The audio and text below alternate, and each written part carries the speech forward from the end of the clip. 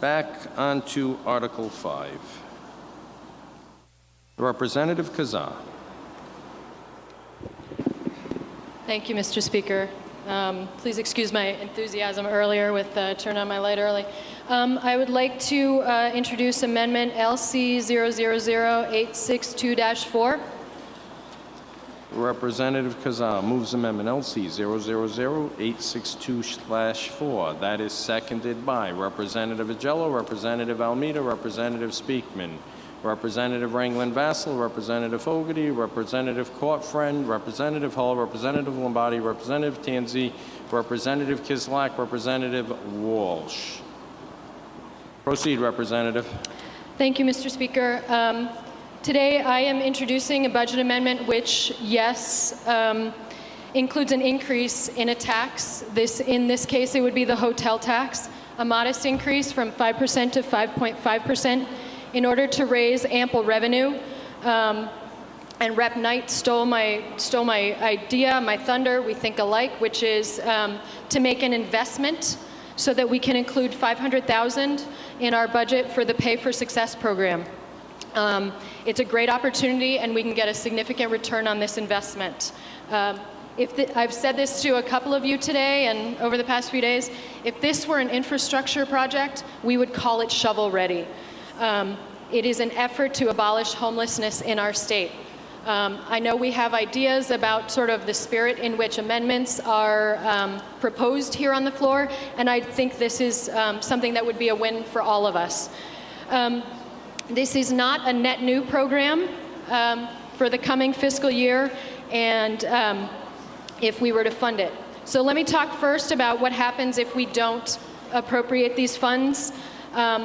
There are approximately 300 chronically homeless individuals, including veterans in our state, who will continue to incur a public expense of approximately $44,000 a year, on average per year, in regards to our criminal justice services, homeless shelters, other supportive services, and our health services. We have an opportunity with this $500,000 investment to leverage over $2 million in philanthropic and corporate interest through a social impact bond. So we have already received $1 million from DOJ and HUD for this project. We've done a feasibility study that has included many of our agencies, and now we are ready to get this program started. I believe that visitors to our state, visiting our lodging facilities, would not be offended by a 0.5% increase in the tax if it would help us out with a basic social need of addressing chronic homelessness. Thank you, and I urge you to support this bill, this amendment. Whip Edwards. Thank you, Mr. Speaker. I rise in opposition to this amendment. This bill would add $500,000 to our budget this year, taking it from the hotel tax. P.S. We already are out of the way to cut the hotel tax this year. But it requires a commitment that's going to balloon to a $6 million commitment to the state in the out years. This is a very long-term commitment that is very short on details. We heard this in committee, and it was very, very brief. There was no information given to us, and there was zero enthusiasm on this. Until the last week, I never even knew this existed. So to come at this point in the budget, I think it's not fair to all of us as a group. We haven't had an opportunity to really vet through this program, and I urge everyone to vote against this amendment. It is a great idea, Representative, and I'd be more than glad to work on it with you next year as we spoke earlier. Thank you. Representative Kislak. Hi, yes, thank you. I rise in support of this amendment. For a $500,000 investment, we will get a 3-to-1 or 4-to-1 match of other funds coming into our state to help us house the most chronically homeless folks in our state who are suffering from behavioral health issues and other issues that necessitate additional wraparound supports. We know from public health that providing people with a bed to sleep in at night and social services wrapped around them, that we save money, and it is a great investment. It is estimated this will save about $44,000 per person who we are able to provide housing to through this. I was working this week with behavioral health case managers in our state and hearing stories from them about how housing is the most critically important service and resource that they cannot find for their clients. This would provide over 100 permanent supportive housing spots and help our state, and I strongly support this. Thank you. Representative Rangland-Vassell. Thank you, Mr. Speaker. I stand in strong support of this amendment. I have a lot of experience with homelessness. I was never homeless, but I ministered in the homeless shelter from 1996 to 2001.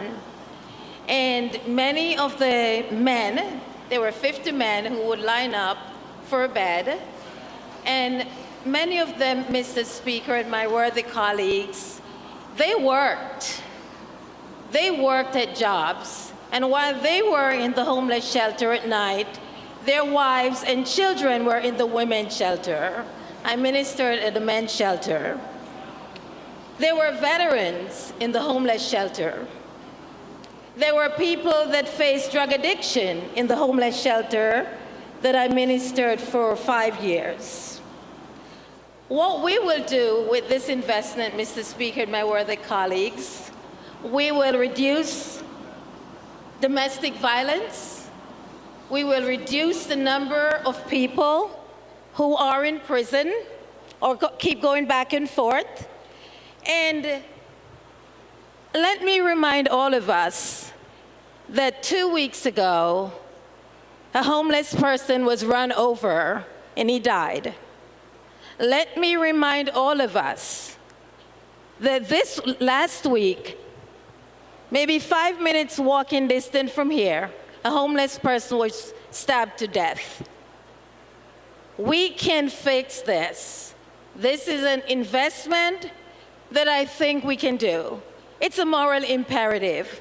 Homeless people are our friends, our neighbors, and people that we know. And who knows? Who knows? Thank God we're here today in this room. I am standing here because I have personal relationships for over 5 years with homeless men that I just volunteered. I came, I went, volunteered, served them meals, and ministered the gospel to them, because we're all children of God. We really are. And so it was that I am in strong support of this amendment, and I ask all my colleagues to search our hearts and to find compassion, because I think this is a compassionate amendment, and I ask all of you to vote for it. Thank you. Representative Tanzi. Thank you, Mr. Speaker. I rise in very strong support of this amendment. Thank you, Rep. Kazar, for putting it in. This was one of the most ambitious and progressive and forward-thinking proposals that was included in our governor's budget this year at all. This is the most innovative answer to a question that has been plaguing our state, every state, let's be honest, across our nation: chronic homelessness. This is more than just somebody who doesn't have a place to lay their head. This will be addressing an issue for people who have severe persistent mental illness, who have drug addictions, people who are the ones that cost our Medicaid system the absolute most. Now, when Whip Edwards had stood up originally and said that this is a program that's been unvetted, I first met with the Coalition for the Homeless in December of 2018 to talk about this program. This is a program that they've been pushing for over a year. And with Beth's words, you are on House Finance, so this is something that you should be aware of. It was in the governor's budget. This had a full and complete hearing. There are over 30 organizations that are working in coalition to put forward this proposal. We're not the only state to have thought of this. There are other states such as our neighbors Massachusetts, California, Colorado, Connecticut, and Utah, who've realized savings as well as solutions to social challenges through Pay for Success. So why are we calling a program that helps to house people and provide wraparound services for people who are suffering from chronic homelessness Pay for Success? Because we, as a state, are only on the hook if we meet the benchmarks that we set in advance. This is innovation at its finest. This is something that every person should be thrilled about. We can't wait another year, Whip. We've waited 1 year already. And if we fail to act on this in this year's budget, we stand to lose $3 million in federal matching grants and 125 vouchers for individuals who we are now paying for heavily and disproportionately because they are not getting the services they need. I'm going to tell a quick story. I sit on a local HES, the Health Equity Zone, and we're talking about how to reduce people who, the costs to local hospitals. We happen to have 2 small independent hospitals in Washington County. The EMS the first responders were all around the table with the hospitals, and we're talking about the frequent flyers, the people who every single EMS person, every single police officer, and ER doc knows in our towns in all of Washington County. These are people who, on average, are taken to the hospital once a week. So we have caseworkers like Rep. Kislak had mentioned, who are trying to solve how we're going to get these people into preventative services to save us money. That's what this does. This gives them a place to live. It gives them a case manager to make sure that they're taking their medicine. It gives them the social supports that they need. One person, and this blew my mind, one person who was a frequent flyer, someone who was calling EMS weekly to take a ride to the hospital, they found that giving that person a meal voucher at the hospital, we're talking $40 a week, was all it took for that person to stop. More than anything, they needed social interaction. They had a case manager who figured that out, and they were able to prevent a hospital visit, an ER visit, and a ride in an ambulance once a week for this person. This is how we save money. We have the wraparound services that people who are chronically homeless desperately need. This isn't just $500,000, people. This is leveraging 6 times that. This is taking 125 people, those vouchers come, and we take them off the street, we give them the services that they need, and let's be honest, that they deserve. These are fellow 15 human seconds. beings, our neighbors. This could be one of us someday. This could be somebody that we know someday. And I urge you to support this. Pay for Success. It's not just named that for some reason. We only pay if we get the benefits that we as a state set. I urge you to support this amendment. Leader Filippi. Thank you, Mr. Speaker. I rise in opposition to this amendment. The program, it sounds wonderful, it does, and I would love to find some other way to fund it.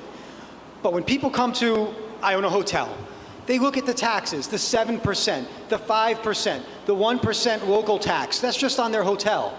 And then they go down to the restaurant and they see sales tax, the 1% meal and beverage tax. Tourism is the goose that lays the golden egg in this state. We should be very careful before we start leveraging it more to fund programs. The hotels already pay enough. The restaurants already pay enough. Let's find another way to fund this program. It sounds great. I can only tell you from personal experience, we're already at that point where our hotel tax is too high. So thank you, Mr. Speaker, and members of the body. Let's see, Representative Walsh. Thank you, Mr. Speaker. I rise in strong support of this amendment, and I'm very optimistic because this addresses all the things that we pretend to, that we say that we care about in this room. It addresses homeless veterans. It addresses homelessness in general. It addresses waste of our resources. And I also just want to bring our attention, every time we look to do something a little more progressive, we're told, well, we have to make sure that we match up with the states around us, right? We don't want to be an outlier. So I'd just like to point out that Connecticut has a 15% hotel tax. Maine has a 7% hotel tax. New Hampshire's is 9%. Massachusetts is the close to us with 5.7.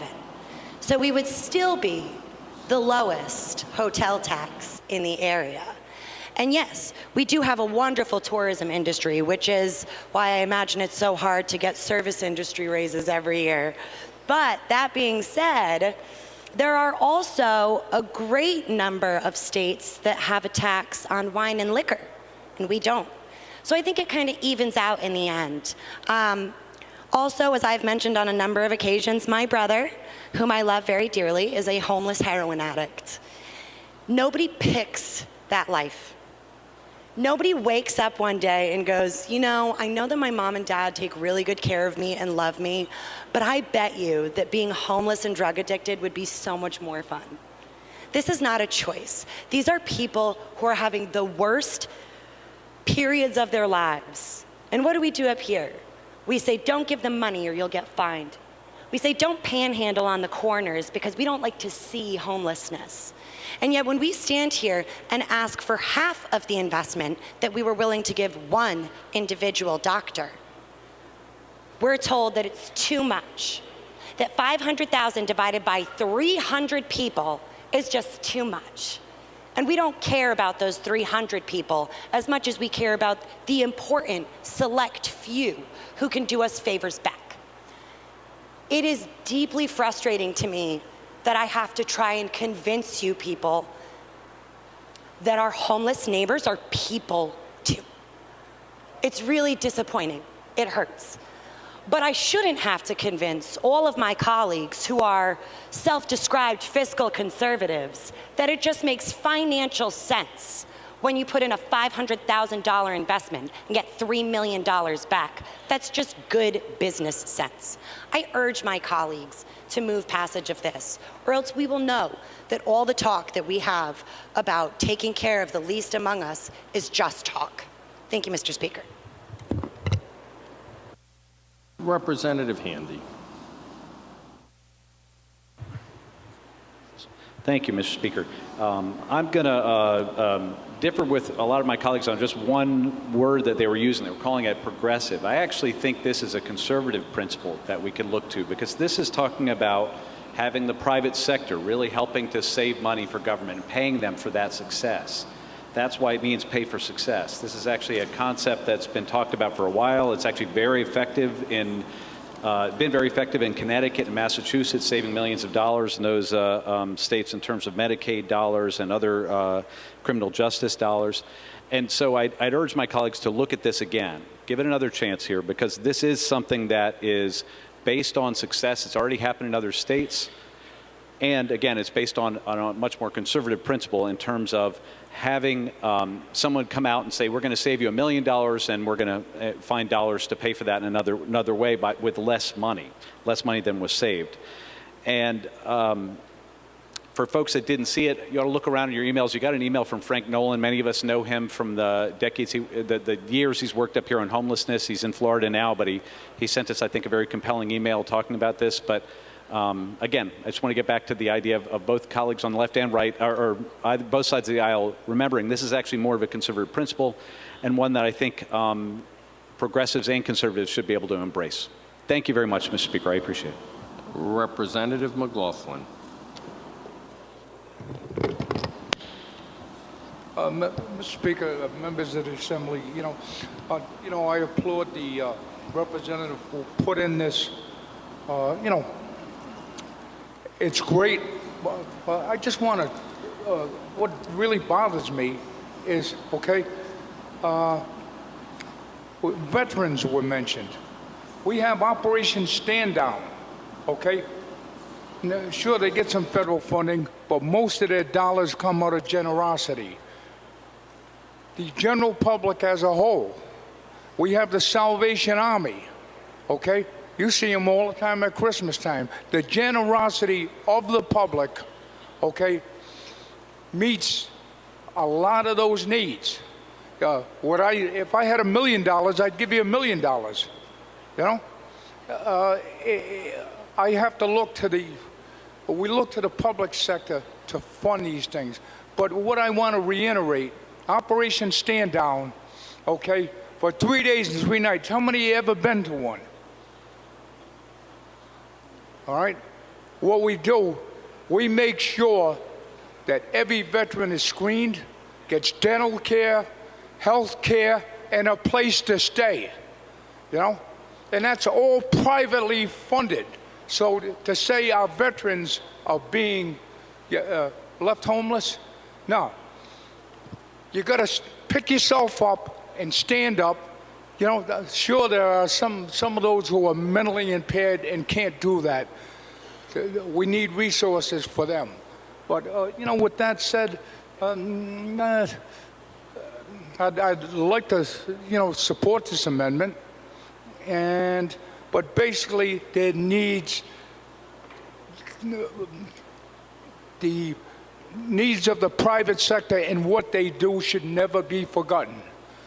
You know, to submit a tax, you know, on people, okay, when the generosity of the overall public already overwhelmingly tries to support these efforts, you know, it hasn't been recognized. So with that said, I'd like to recognize that, and I applaud you, you know, hopefully in next year's budget we can do it. Thank you. Representative Almeida.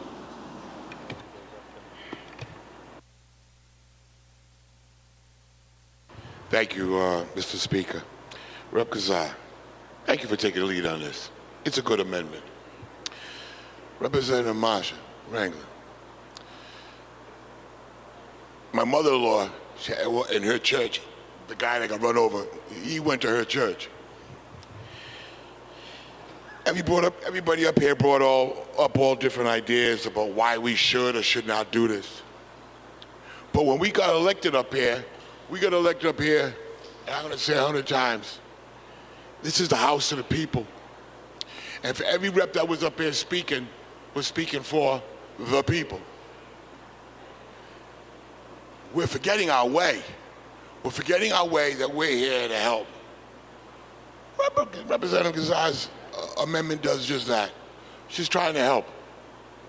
It doesn't matter if it's in Providence, don't matter if it's in Pawtucket, don't matter if it's in Wesley, don't matter where it's at. It's people. Who cares what color they are? See, poor people have no color. You did a great job, my friend. No, you did a great job, my sister. Let it be known to all y'all that you need to start listening to her and listen to all these women that were just speaking. Maybe some of you men in this room need to get behind some of these females and back them up. I'm with you. I stand with you, not behind you, beside you.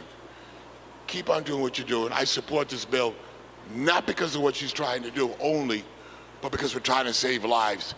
And that is what the General Assembly should be about. Thank you. Representative Ringland Vassell.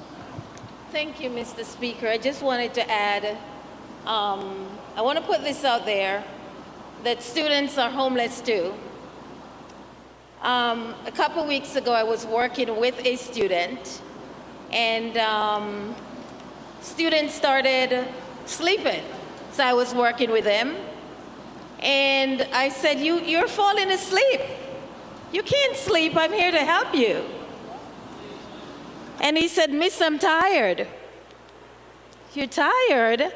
When I leave school, I go to the State House, and then I go home, and I have 2 jobs, essentially. And he said, Miss, I sleep in someone's living room, on their coach because he and his mom, no fault of their own, they're homeless. So as we talk a lot about education, we ought to remember that our children are homeless too. And when you're homeless and you're living in someone's living room, you're not really getting adequate sleep. Maslow's hierarchy of needs, physiological needs must be met, which includes food, shelter, safety. So I just want to put that out there. I want to put out there that in order to grow this economy, we must take care of our homeless children. We must take care of our homeless people. No one raised their hand and say, I want to be homeless. No one. And I know this as a fact. I spent 5 years in the homeless shelter ministering to homeless men. No one asked me to do it. I did it because I care. I did it because my dad did it. I did it because my dad took people home in our 2-bedroom house, 2 rooms, and they slept on our floor. I did it because before I had a concept of what a homeless shelter was or is, my home was a homeless shelter. And that's why I do it. I don't do it because I am special. I don't do it because of any of that. I do it because it's the right thing to do. I do it because these are our brothers and our sisters. These are our neighbors. So we get up and we talk a lot about caring. And let me just put another thing out there. We talk about tourism. They tried for a while to push the homeless people from downtown so they can go into the inner areas, because they do not want, when the tourist comes, to see homelessness. Hello? There are people that are really struggling. And these are people, it's not because they did anything bad, but because government has failed them. We have failed them by not doing what we're supposed to do. So this is close to me. It's really close to me because I have seen it firsthand. I have seen it. And I ask you, all of you, my worthy colleagues, maybe you should spend some time in the homeless shelter sometime. Serve food. Do something. And you will see that the people in the homeless shelter are people just like us. Maybe you should spend time and see that the students who your child is sitting with maybe is a homeless child, and maybe you'll say something different. Thank you. Representative Ruggiero. Thank you, Speaker. Good evening, ladies and gentlemen of the House. I'm going to come through this a little bit differently. As many of you know, I am that fiscal conservative. And I was just tabbing out $200 a night at a hotel, which I often pay when I travel. And it's a $10 tax at 5%. It's $1 at 5.5. And I think to myself, I certainly can afford an extra $1. I'll pay the bill, not even think twice. As a matter of fact, when I go to the supermarket or I go to so many stores and they say, you want to donate $1 for this cause or that cause, I say, sure, I'll do 5. So I think we're talking about pennies to really make a difference in a program. And I don't know what it's like to be homeless. I don't have the passion or the personal experiences that some other colleagues have. But I believe that $1 on a $200 a night hotel bill is inconsequential. So I plan to support this. I thank you for putting it forward. It is an amazing program, and $500,000 for a match of $3 million. I don't know. It's kind of like when I bought Beyond Meat. Who would know, right? Thank you so much, Speaker. Representative Yuchi. Thank you, Mr. Speaker, ladies and gentlemen of the House. No one can debate that we don't have a chronic homeless problem, that we don't want to do all we can, but this is $500,000 to get a grant that will someday expire. And then it'll grow, and then we can't afford it. This is a new program. The 500K is like all the other programs we start. They all start with great intentions, and then they start to have huge price tags down the road. That's not to say this isn't something we look into, we find a way to address, we find a more stable revenue stream. The problem is you're buying into something that will then have a long-lasting impact. So it's not that anyone in this room doesn't understand that there's an issue, but to do this, we have to look at what our Finance Committee does. They go and they listen to all of these things, because we all have something that we could stand up and raise a tax, 1/4 or 0.5%, to pay the thing we want. And that's admirable, we all have that. But we have a responsibility to do the best we can within our means, and to support this, no matter how wonderful of a program it is, and how great the match is now, leads us down a road where we can't afford to pay it later, and we have to make harder choices. So for that reason, I ask you to reject this amendment. Thank you. Representative Tanzi. Thank you, Mr. Speaker. Perfect timing. My Whip Emeritus friend, Uchi, where is the money going to come from in subsequent years? Well, I have an answer for you. It comes from all the savings that we realize when we take these people off of the streets, when we're not incarcerating them anymore, or housing them in a shelter, or in the ER for days and weeks at a time. That's the beauty of this program. It pays for itself. So Pay for Success projects. Private funders, which are both philanthropic and commercial, they provide upfront project operating capital. The state only pays if an independent evaluator confirms that the project has achieved its predetermined targets. The risk of this innovation isn't put on the public, it's put on the private to fund these programs. Chronically homeless Rhode Islanders incur a disproportionate amount of criminal justice, Medicaid, and shelter costs. I guess the appropriate term to use is the high utilizers. The high utilizers incur on average $44,000 a year per individual. That, my friends, is $5.5 to $7 million a year that we are wasting on ineffective Band-Aids for a very serious problem. It's called persistent and chronic homelessness because it's persistent and chronic. These are not individuals for whom giving them just a home is going to work. These are people who need to have those wraparound services. By connecting these individuals with permanent housing and access to case management and other critical resources, Rhode Island could see an estimated annual savings of $15,000 to $20,000 a year per individual. So here it is, our stable revenue source that everybody's looking for to sustain this program long term. We will save $1.8 to $2.6 million a year. This isn't something that was just dreamed up yesterday, or I guess the deadline was Tuesday for putting this budget amendment in. Representative Kazarian didn't just think about this one day and throw together some half-baked idea.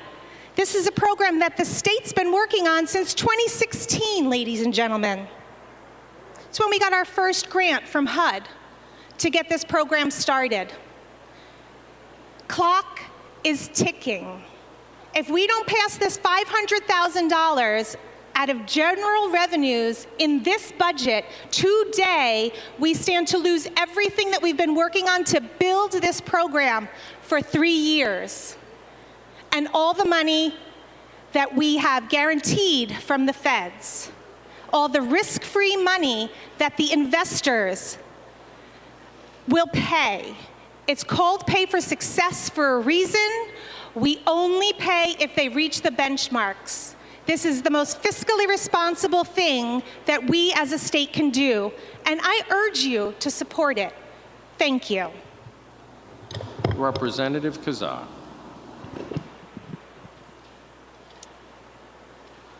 Thank you, Mr. Speaker. So, colleagues, I absolutely appreciate the passion with which those of you who have stood up to speak have spoken on this issue. It is very near and dear to my heart. It is basic public health policy to put people in homes. So, but I would like to make sure we wrap up because I don't want to make you my enemy by making this go on much longer than it needs to. But I want to say to you, shame on us. If we know that there are chronically homeless people, we have a solution, we need a little bit of cash to do it, to leverage more money, and we don't do it. I pass easily 4 people who are homeless between Barrington and this building when I come here. 4. That is different from when I moved to Barrington 20 years ago. I pass none every day. I hope that you people don't pass these people. I hope that they find a place, but truly, shame on us if we walk away from over $2 million. $2 million that will help alleviate the stress on these agencies that we in this body criticize for the inefficiency.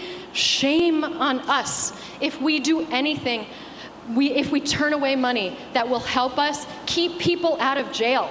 Shame on us if we turn away money that will help people get health services. Excuse me. I don't understand. I know I've worked in this public health field for 20 years. It matters a lot to me. Prevention works. These are prevention dollars, and we are turning them away. I understand I'm new. I understand you might not all like me. I understand you might not all like my friends. This is not about individuals. This is about ideas, and this is about innovation in social services. This is an economic stimulus for all the agencies that support homeless people. People, this is a great investment. I understand it may fail today, but shame on us if it does. Thank you. Representative McLaughlin. Mr. Speaker, members of the House, I admire your passion, and I hope, really, we can fund it next year. But, as of this year, okay, there were 2 new additional veterans programs, okay, that basically we're going to have to look at. When I say that, we need to look at all these programs, okay? Unfortunately, if we had, millions extra, I'd be the first one, I'd be voting for this, okay? Maybe we can look at it next year. And I applaud your sincerity and your deep passion. You got a big heart, okay? If we had the bucks, we'd put it in there. Thanks. Representative Slater. Good afternoon. Thank you, Speaker. I'd like to address this. I've been working on this issue for many years, homelessness. And I've been working, I know we put in additional tax for funding stream for vouchers on the conveyance tax while I've been up here. We put in multiple bonds for homelessness. I don't feel any shame. I've worked on pay for success programs, even in the criminal justice system, and we tried putting that forward, and it faced a lot of challenges. Pay for success programs face a lot of challenges. There's a lot of obstacles. You're relying on private investors. There's early termination clauses a lot of these investors have. You have metrics that aren't proven. A lot of states don't have. I don't know how many states have pay for success programs, but there are a lot that don't. I'm happy to work with you if you want to put in a bill next year and be upfront with the hotels and tell them that we want a tax to pay for homelessness and have that out to the hospitality industry. I'm happy to work with you on that. I'm happy to put that forward, but I will never take shame on the work I've done up here on the part of homeless folks and Rep. Kazarian, I like you and I like your friends. So it's nothing against you. What I'm saying is that I've been working on this issue for many years, and my father before me. It's an important issue. It's one of the #1 issues, and I'll be happy to meet with them again and flesh out some of these ideas on the paper. But as Rep. Bucci said when he was talking about it, this is not very charted territory, and there is still a high risk of money that we'll probably be on the hook for. So thank you for your passion, and I share your passion on the homeless. Representative O'Brien. Thank you, Speaker. May I be marked in the affirmative on 2, 3, and 4, please? You may, so ordered. Representative Speakman. Thank you, Mr. Speaker. I rise in support of this amendment. This is a short-term investment that has long-term benefits and savings for the state. As has been pointed out, homelessness is a chronic condition that affects families and individuals and our communities. This program has been assessed by social scientists and proven to be successful. I urge passage of this amendment. Thank you. Last light. Leader Shikachi. Thank you, Mr. Speaker. Thank you, ladies and gentlemen. Thank you all for the passion regarding this amendment. Nobody in this room doesn't deny that homelessness exists. And no one denies that it's a problem and it needs attention. It's a very important issue. It's an important issue for everybody. This is not about the people or the friends or whatever. I'm not going to even argue about the merits of this. My concern here, some of the points raised by Representative Slater, is the process about this amendment. This particular program was proposed in the budget. There was very little details and very little testimony, if any, on this particular program. This program is for social impact bonds. It's a public-private partnership. With all due respect to my colleagues who've talked about it, this is not a $500,000 investment. This is a $6.2 million multi-year commitment over years. This is a program that in some states has been very effective. In my limited research and knowledge of this, but in other states this has been a colossal failure. I caution this, not the idea or not the program, but the implementation of bringing this to a floor as an amendment. If you're going to commit the state of Rhode Island to multi-year public-private partnership bonds with private entities, it needs to be vetted properly before the Finance Committee. It needs a full and thorough, open hearing. We need to make sure before the state commits itself to this program that it works. We all know the ultimate goal is an admirable one. But does this program work? We don't know. Did anybody who's testifying on this today testify on this at House Finance? Can anybody answer questions? This money goes to the Harvard Government Performance Lab. It sounds good. It's got the word Harvard in it. But nobody from the Harvard the Harvard Government Performance Lab came down and testified on this. There are early termination clauses. There are potential liabilities. You're trying to institute a new program, a good program with a great goal. But we need details. If the state's going to be involved in this, and maybe it should be involved in this, but we need to have a thorough and fair airing on it. That did not happen on this particular proposal. For that reason alone, and only that reason alone, this amendment should be defeated tonight. But I encourage Representative Kazar and everybody else who has this passion to come forward again next year. Let's have a hearing. Let's bring in the advocates who were there. Let's have people talk about it. Let's have the sunshine in the whole program. Let's look at it. Let's have somebody from the Harvard Government Performance Lab come and testify, and let's decide if this is a good program, because the little bit that I have heard today, it sounds good. Unfortunately, it's all about the numbers and the devil's in the details, and this program was very short on details. I urge defeat of this at this time, but I encourage everybody, this admirable goal, to work next year. Thank you, Mr. Speaker. There are no other lights. On the amendment, clerk, unlock the machine. All in favor, please vote green. Those opposed, red.